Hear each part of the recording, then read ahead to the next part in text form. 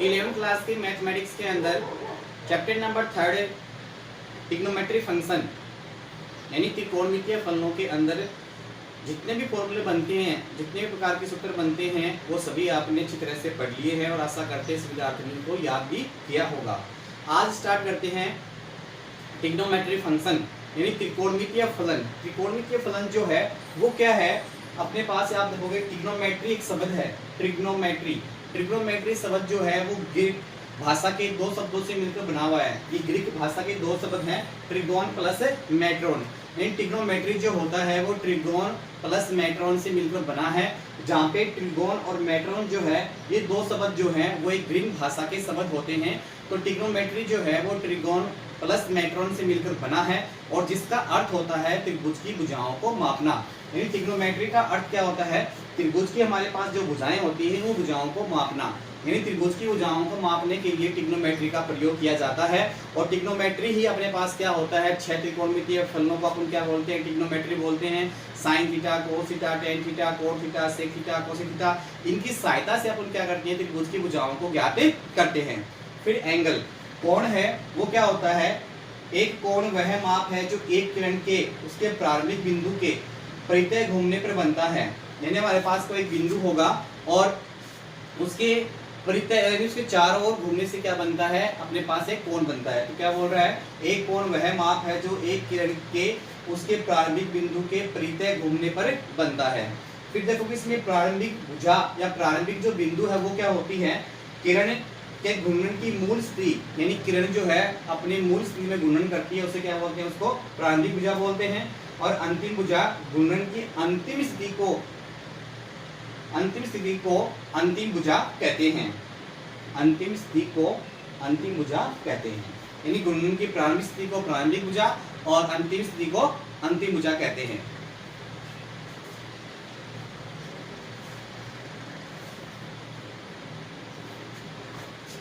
आगे देखते हैं,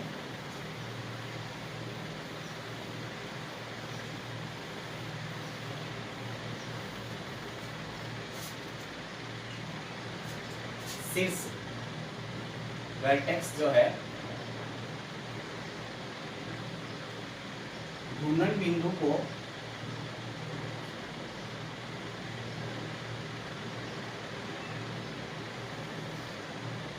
शीर्ष कहते हैं। जैसे देखिए हमारे पास ये कोई किरण है, ये इसको क्या बोला गया, प्रारंभिक भुजा हो गई है।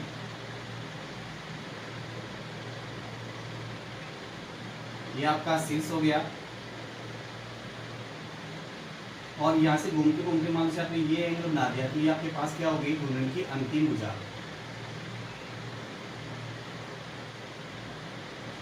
इस प्रकार से हमारे पास ये कोई एंगल बन गया, इसका नाम दे देंगे ए ओ बी।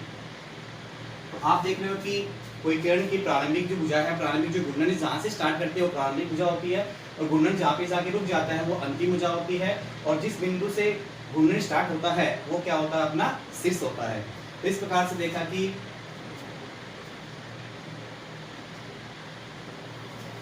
नेक्स्ट देखते हैं हमारे पास कोण जो है वो दो प्रकार के हैं, धनात्मक और ऋणात्मक।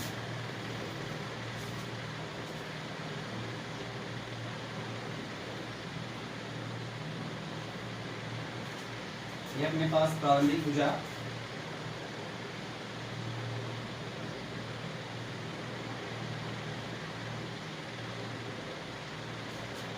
ये आपकी अंतिम भुजा, नाम दे दिया, ये आपका शीर्ष हो जाएगा। तो ये अपने पास देखोगे, आपको ये देखना है कि घूर्णन कैसा है, घूर्णन क्लॉकवाइज है कि एंटी क्लॉकवाइज है। हिंदी बोलते हैं जब घूर्णन कैसा होता है, वामावर्त। वामावर्त को बोलते हैं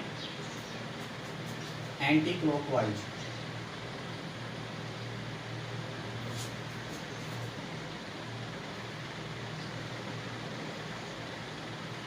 जब घूर्णन जो है वो एंटी क्लॉकवाइज होता है तो आपका जो कोण है वो कैसा होता है, धनात्मक कोण होता है।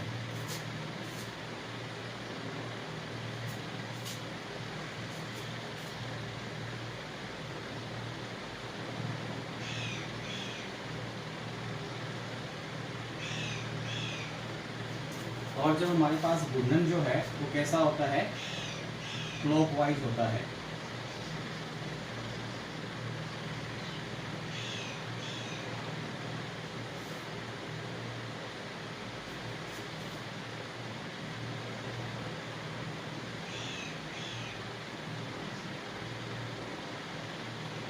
यहाँ पर देखोगे घूर्णन कैसा है, क्लॉकवाइज है, जिसको बोलते हैं दक्षिणावर्त।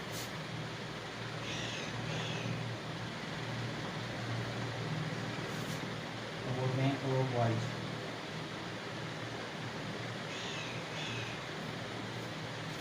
यानी जब घूर्णन है वो कैसा होता है, क्लॉकवाइज होता है, तो आपके पास कोण कैसा होता है, ऋणात्मक कोण।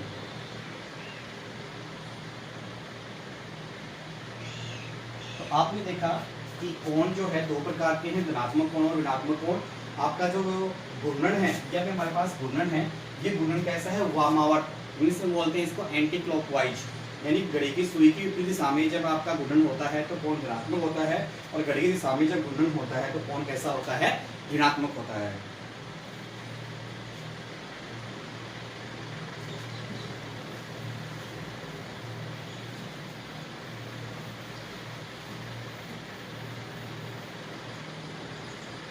नेक्स्ट है डिग्री माप, डिग्री मेजर, डिग्री माप। ये क्या होता है, यदि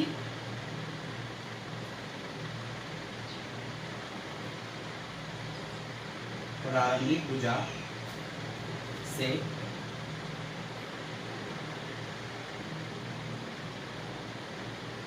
अंतिम भुजा का घुमाव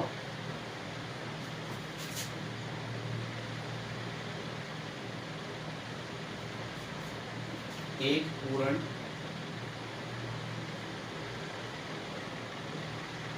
परिक्रमण का 1/360वां भाग हो तो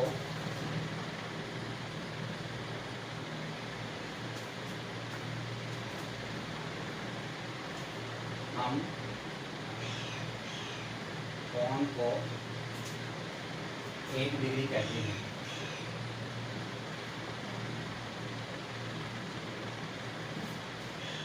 इसे 1 डिग्री से लिखते हैं।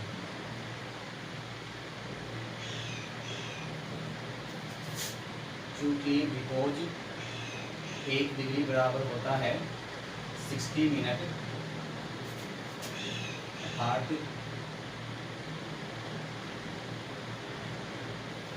1 डिग्री बराबर होता है 60 मिनट, और 1 मिनट बराबर 60 सेकेंड।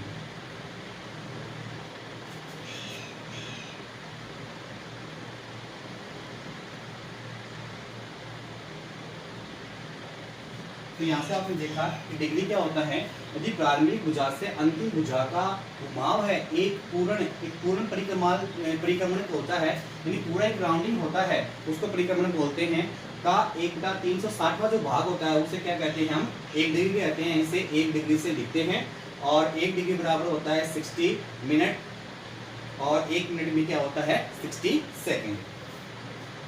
उसके बाद है हमारे पास रेडियन मेजर, रेडियन माप।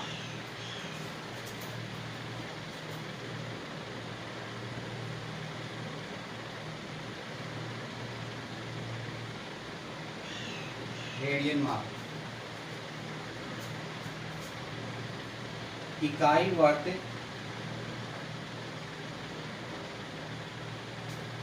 के केंद्र पर एक इकाई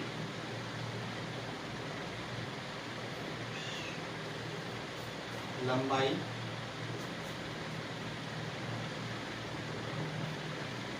के चाप द्वारा बने कोण को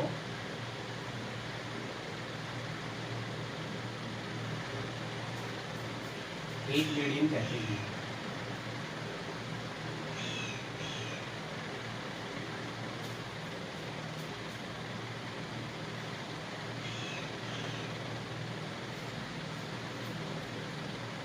आप देखोगे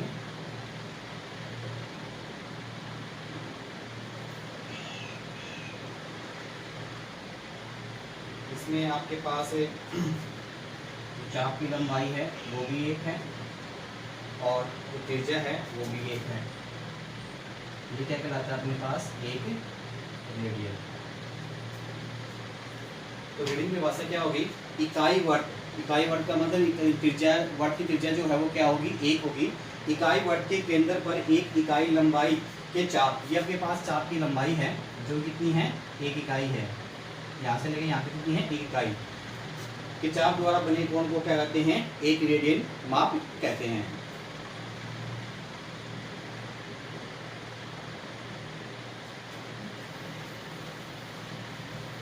उसके बाद में अपने पास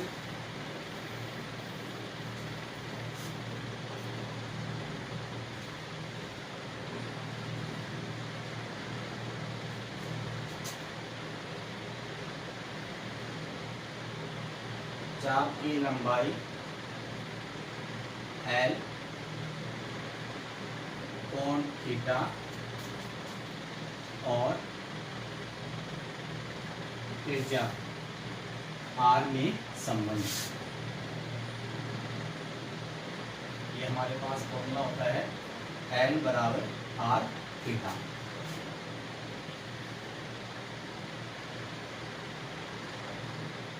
ये हमारे पास थीटा है, ये आपके यहाँ से लेकर यहाँ तक आपका L हो जाएगा और ये आपका R हो जाएगा। तो क्या होता है? L बराबर थीटा, वेयर थीटा जो है वो यहाँ पे किस में होगा? रेडियन में। थीटा रेडियन में होगा। यहाँ से आप देखोगे चाप की लंबाई L है, कोण थीटा है, त्रिज्या R में संबंध क्या होता है? L बराबर R थीटा। आपका ये मेन फॉर्मूला होगा L बराबर R थीटा, जहाँ पे L क्या है? चाप की लंबाई।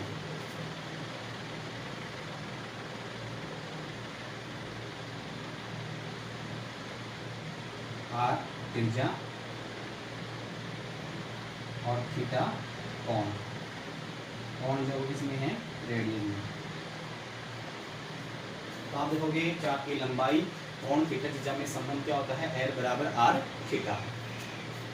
उसके बाद में हमारे पास एक सारणी है जिसमें मान जो है डिग्री और रेडियन में दिए गए हैं।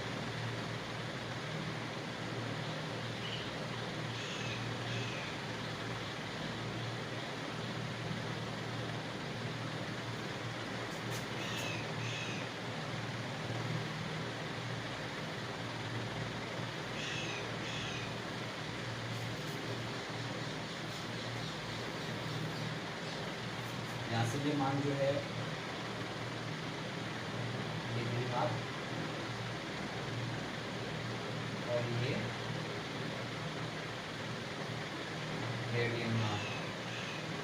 0 डिग्री रेडियन में 0 का है, 30 डिग्री रेडियन में π/6, 45 डिग्री रेडियन में π/4, 60 डिग्री रेडियन में π/3, 90 डिग्री रेडियन में π/2, 180 डिग्री रेडियन में 2π रेडियन में पाई,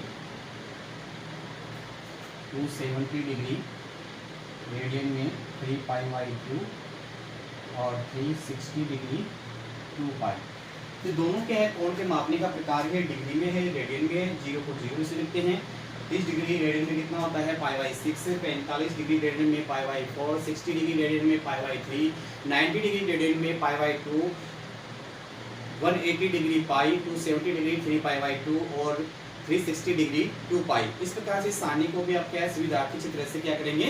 याद करेंगे।